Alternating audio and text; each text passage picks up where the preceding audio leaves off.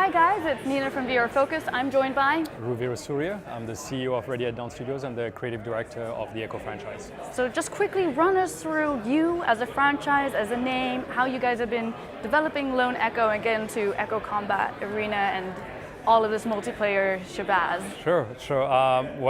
We started now, our partnership with Oculus has been going on for nearly 4 years, I want to say.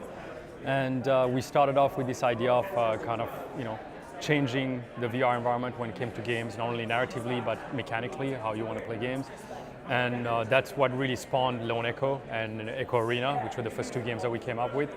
From there, Echo Arena also spawned the Echo Lobby, which was really a social environment for people to gather before going to play a game.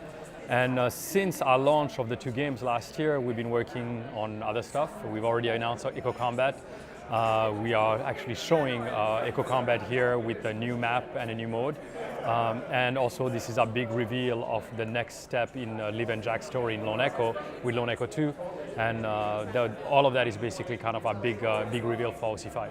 So with regards to the new map and the new modes, let's run through that. Like, what are you showcasing? So Echo Combat, which is the first-person shooter kind of side of the Echo franchise, started off with the open beta in June.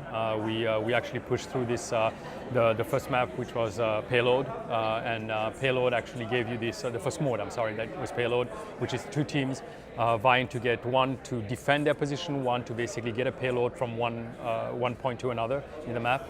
Now, the new mode that we're putting in play is Capture Point, and Capture Point is about actually holding a certain spot in the map for the longest time possible, and the first to reach 100% on that hold wins. Same thing, two teams playing against each other using the same kind of weapons and the same upgrades and all that you have on your available to you. And it's really kind of a way to show Echo Combat in a different face. And also kind of show players that there's a lot more behind Echo Combat than just going out there and just shooting at people.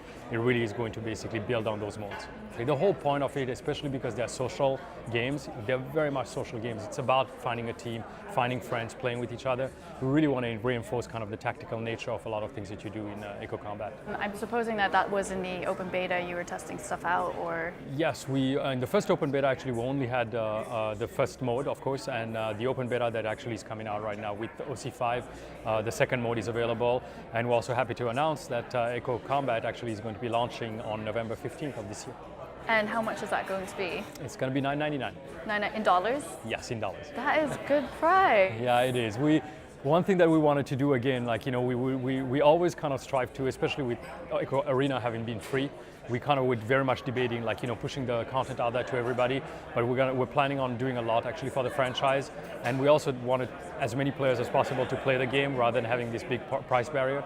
So for us, it meant putting a price that actually really was something where people would actually get a lot more than what they would pay for, and that's really what we felt with where we are. Tell us about Lone Echo 2. So Jason Rubin actually did it was cool. Last year at Oculus Connect, Jason actually just dropped a hint of there will be more about Jack and Liv's story. I remember seeing that. Yeah, and we were all like, okay, that's cool, now we got to live up to it.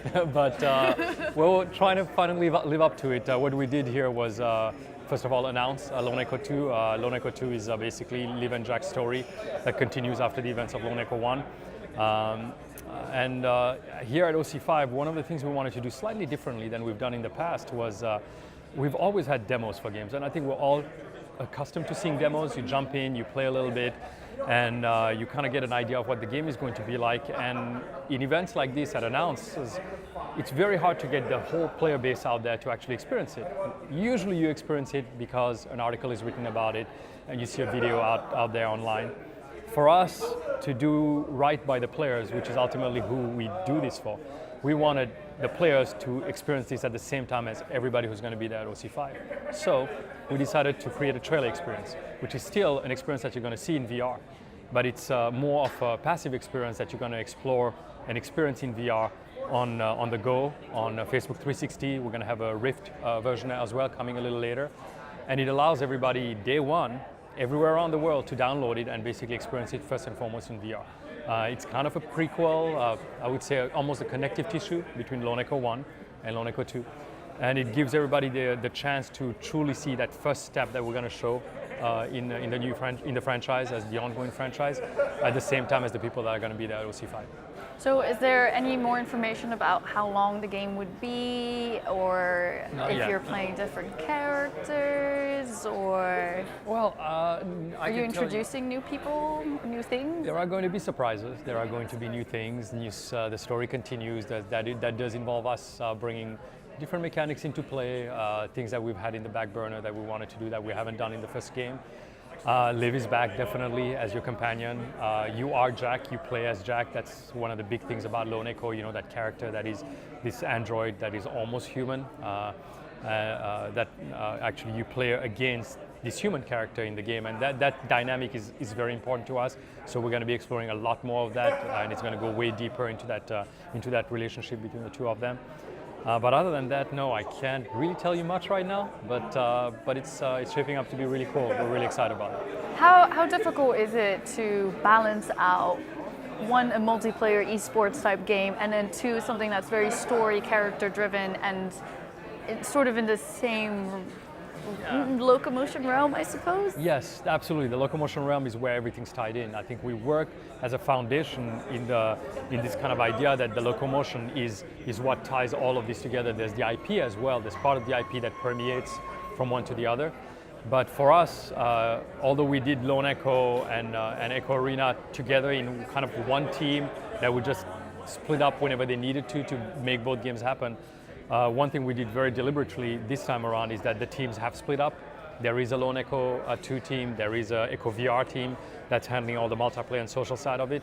And they're sharing a lot between the two, but at the same time, they're giving all their attention to their titles, which actually is a very different mindset for us moving forward, but it also means that we can do a lot more for those two games. Flexible, but different. Exactly. We always see things that kind of like permeating from one to the other, but we also want to make sure that it holds true to each of the games on their own. So we don't want to force it on each other, which means that having those two kind of teams go on their own means that they can really curate and kind of take care of their own games. Creatively, what are you looking to do hopefully in the future? Is there like a third branch you're going to add, or is it like, okay, let's just focus on like esports and story? Well, for us, I think the franchise is going to go where we feel it can. We've never really put any barriers to the franchise.